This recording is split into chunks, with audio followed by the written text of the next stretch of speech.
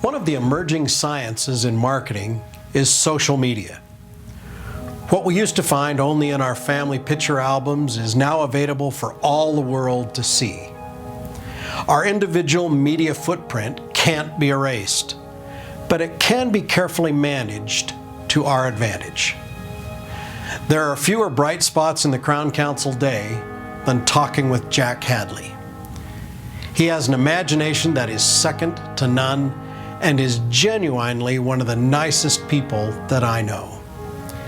He teaches digital marketing and social media to MBA students, runs a business that focuses on social media success of his clients, who include many of you, and he is widely considered to be one of the leading digital marketing minds of our age. Let's have a Crown conversation with Jack Hadley.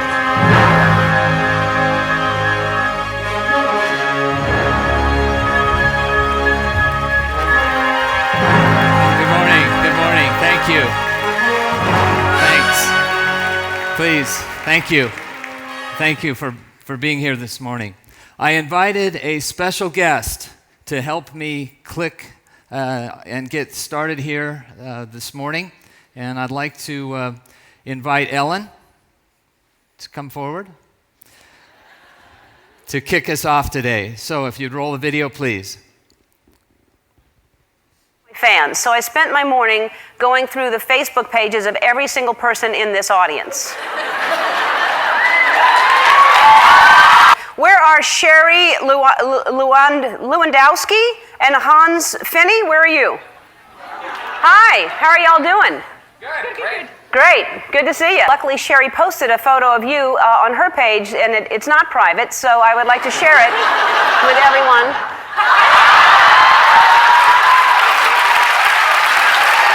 I was dared to do it. You were dared to do it because it doesn't look like he's painting you exactly. That's not exactly matching it may not up. look that way to you, but to me it looks exactly. All right. I'm from Oregon, and I'm a manager for nutrition services at a middle school. Oh, good. So you're like wholesome, healthy kind of lifestyle. Good for you. Let's show a picture.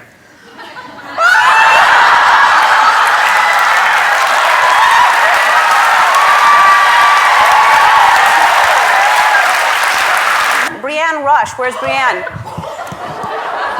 Hi, Brianne. Hi. Which one is Brianne? Me. Hi. How's it going? Your friend is more shocked than you are. I found some pictures you took on a recent trip to Las Vegas. Let's look at that.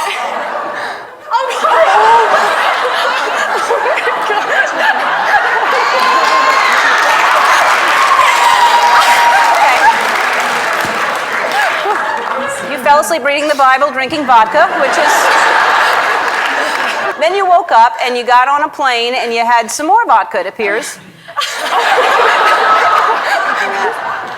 I found one more picture of you, and I'm wondering if Catherine took this picture as well.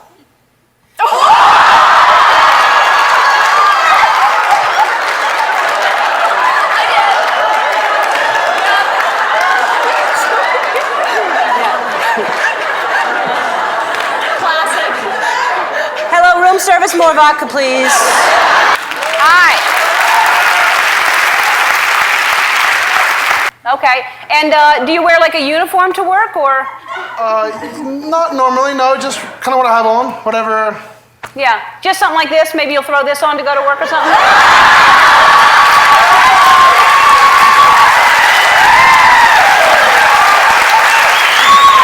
Where is Keith Sikora? Keith?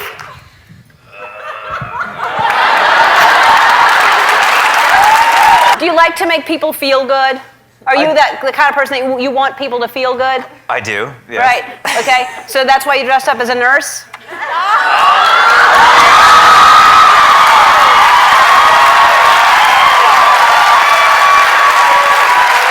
And Keith, do not even try to tell me it was Halloween. There's a Christmas wreath back there. Now, what were you doing? That was actually, I managed a restaurant in Venice Beach for a while. And? That was Like that answers the, oh, I see. Yeah, and that was my busboy Nacho. My busboy, Nacho. So, back to the slides. So let's talk about personal brands and how they affect our practice brands. Let's start by asking a quick question. Are personal brands connected to our practice brands? We all have a brand, right? Personally, our practices have brands. In some cases, it's very obvious that they are, in fact, connected. In other cases, it may not be as obvious. Here's an obvious case that we all are aware of in the last year or so, but in some cases, it may be much more subtle. So if our personal brands and our practice brand are connected to each other, then how are we taking advantage of that? What are practices doing to take advantage of those connections? And that's what I would like to talk about for a few minutes this morning. But I'd like us to move beyond the obvious. The examples that you just saw from the Ellen tape are kind of obvious examples of what things that might be posted that ought maybe not to be. But I'd like us to take the discussion to a little bit different level. And in terms of the Crown Council annual event sort of mantra, I'd like us for the next few minutes to maybe learn a little something about branding, to be able to feel something about why it's important, and then to actually be able to do something and take something back to our practices that will help us both personally and will help our practices. First, a very quick history lesson, just to go back to make sure we're all on the same page, and talk about the earliest days of marketing and advertising. Back in those old days, it was very easy for a practice to set its own brand. Basically, from the early 60s until about 2007, branding was defined by your practice. All you really needed to do was to create a nice little trifold brochure, hand that out, maybe use those same images on a direct mail piece, maybe on a billboard campaign. Eventually, those images were used on a website, and essentially, you put it out there, and that was the brand of the practice, and it was really just that simple. Something very, very significant changed this model forever, and it happened in about 2007. Now, it was not when the internet was invented, because as you recall, Al Gore invented the internet back in 99, wasn't it? 98, maybe? So it was not the invention of the internet that changed marketing for a dental practice forever. What changed it was the introduction of the smartphone. And the reason that it changed this marketing model and branding model forever was really threefold. The first two reasons was suddenly people were empowered and had the internet in the palm of their hands. Not only did they have the internet, but they had the ability to publish. In addition, businesses were suddenly forced into the marketing conversation. They could no longer just sit back and write a check and then think that their marketing was taken care of. Much like this cafe owner learned very quickly, come in and try the worst meatball sandwich that one guy on Yelp ever had in his life. Suddenly, business owners, both large businesses and small, were thrust into this conversation and had to converse and have dialogue with their customers. So at that time, it really became more difficult to, quote, be your own brand when businesses in many ways no longer controlled their own brand. Greg asked me to speak today on the topic, be your own brand. But it's a much different situation and a much different challenge than it was years ago. Today, your brand is primarily defined by other people, which is scary for business owners and scary for practice owners. It's not only about how people think and how they feel when they come into your practice, but it's also about the things that they say, not only in personal conversations, but the things that they tweet, the things that they post, and the things that they share through social media. So who are these people? How do we identify these people that are so important to our practice brand? Well, it's pretty simple. First and foremost, it's your patients, your alpha audience, your core, the people that already love you, respect you, who want what you have. That's the first audience that you have to deal with when it comes to branding. Second is your team members. Every person on your team is part of that audience that helps define a practice brand. And third is the people in the permission-based, trusted, highly scalable social networks of both your patients and your team members. That's the audience that defines your brand. How are practices successful in steering that conversation? You can't control it. You used to be able to control it, but now everybody can talk about your practice through social media. So how are smart practices steering those conversations? I have found that there's 3 ways that they do it effectively, and I'd like to share those with you. The first way is that smart practices get every team member involved in practice branding. And I'll show some examples in a minute of what I mean by that. Number 2, smart practices look for opportunities to provide value to those audiences, to provide value. And third, smart practices use this opportunity to reinforce what are often called business intangibles. And I'll talk for a minute about what those are. So let's start off with number 1. Smart practices get every team member involved in this branding process and in this branding objective. Do any of you recognize this doctor? He or she may work inside your practice. Who knows? This is Doctor keeps on saying he's too old, but he's really just too stubborn to try anything new. Have you met him before? He's the one that says, I don't want to have anything to do with that silly social media stuff. I'm too old. I don't know how to turn on my smartphone even. I can't even open my email. That's that guy or gal. If you have one of those in your practice, it's sometimes a challenge. Not everybody is excited about helping to promote the brand of the practice as maybe you are. But there are ways to help them and to lead them along. And smart practices figure out how to do that.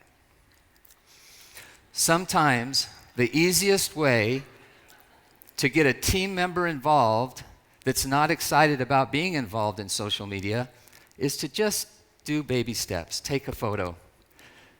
This doctor doesn't need to open any accounts. He doesn't need to do any tweeting. None of this newfangled stuff. He just needs to smile and enjoy this with his team and enjoy the experience. I have found, having worked with lots and lots of practices for many years with social media, that if you can get a team member to just participate this much, that the feeling comes and it's very contagious, and over time, they start to really enjoy what you're doing. I'd like to show another example of a practice, a doctor by the name of Aparna Sadhaneni at Dublin Metro Dental. She does a wonderful job of involving all of her team members.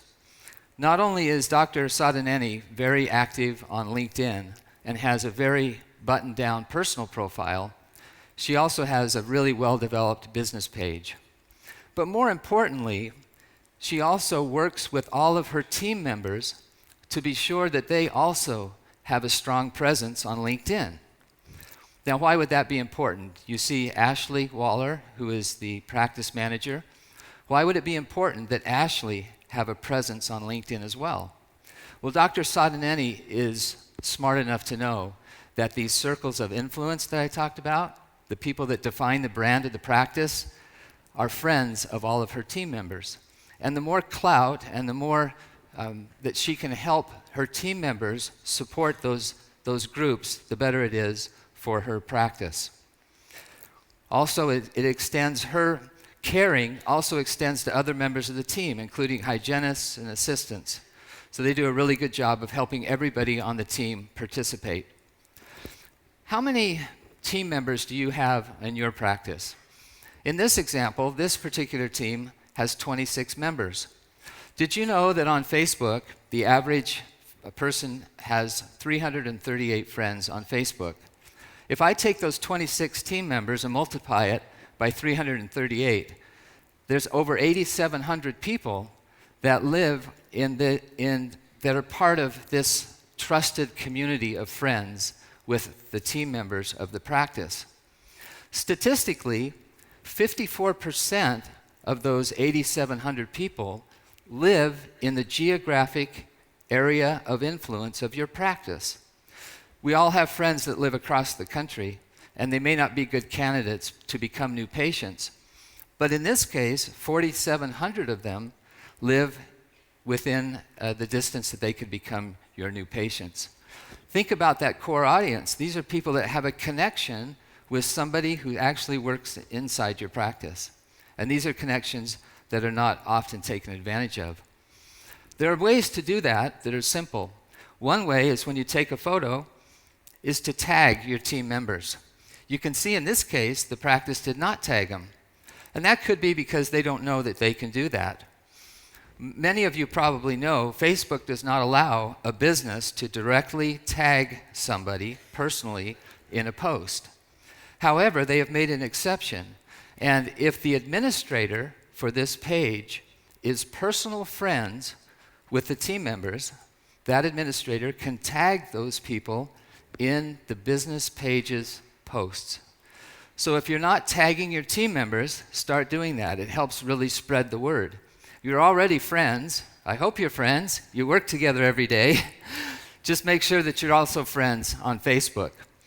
In this case, this particular practice had a little picnic, a little barbecue, and you can see, if you look at the post, all those little blue names are team members that were tagged in the post.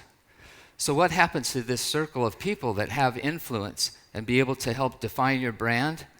Lots more engagement, lots more likes, comments, and shares when you tag your team members. So that's the first idea. Smart practices make sure everyone on the team is participating. Let's talk about number 2, providing value. I'm going to show a quick clip here. Not all value has to be profound.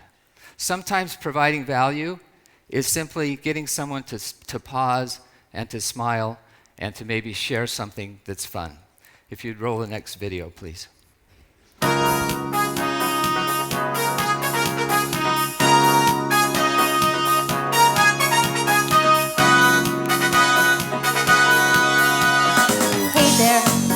There's no need to have a plaque. I said floss out your after-school snack. You can have a healthy smile like that. It's so easy, just go do it.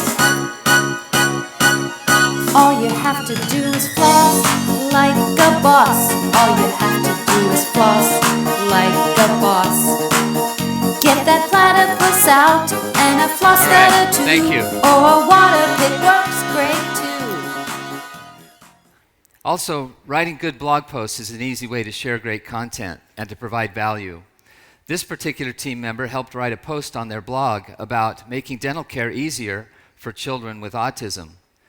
When they posted that on their blog and then shared it to their Facebook page, they had 25 people who liked that initial post. But more importantly, they had 15 people who shared the post. When I went into the back-end analytics and looked at the people that shared it and randomly scrolled through, I saw the names of the people that shared this particular post. There was Amanda Hernandez and someone by the name of Dana Collins. I looked at Dana's page and saw that 5 of Dana's friends also liked the post.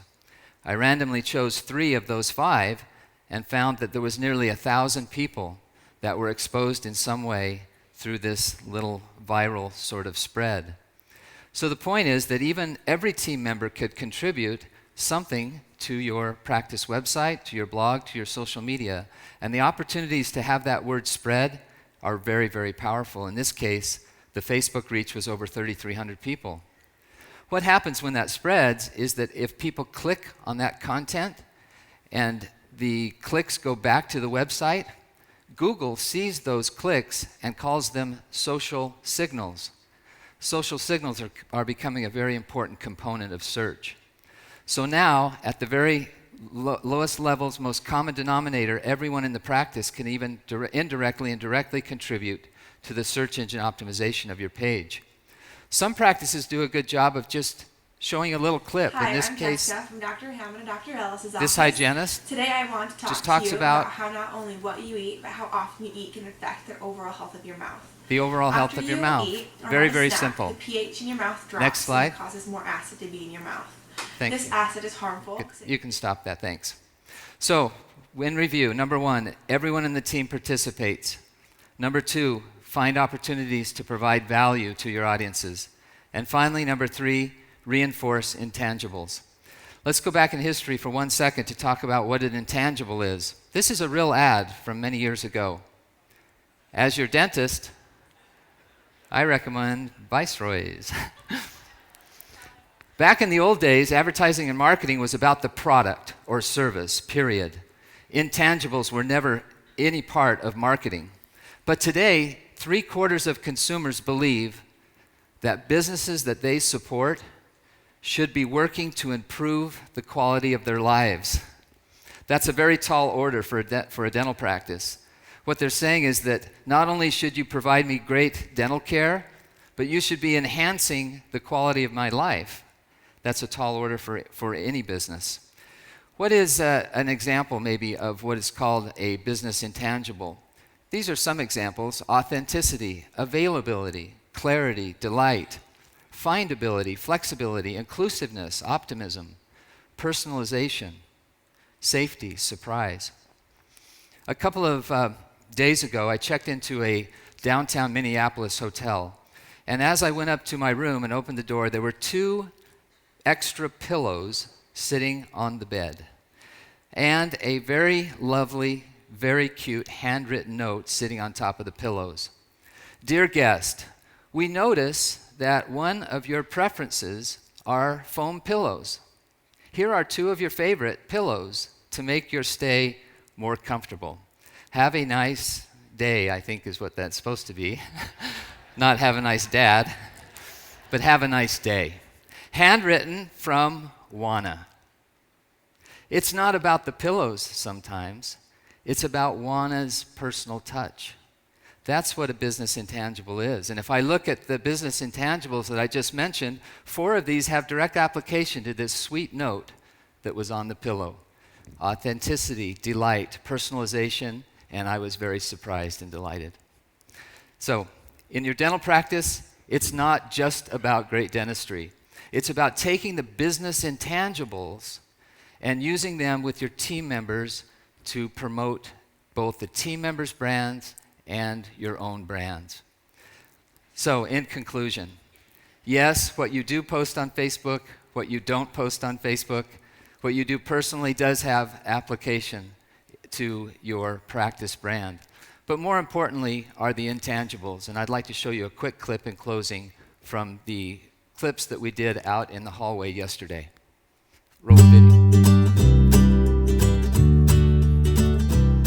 Smiles for Life is actually one of the things that we look forward to each year. We get an opportunity to donate all of our time. We donate 100% of our time, and the whitening companies donate all of the product, and it goes to great charities.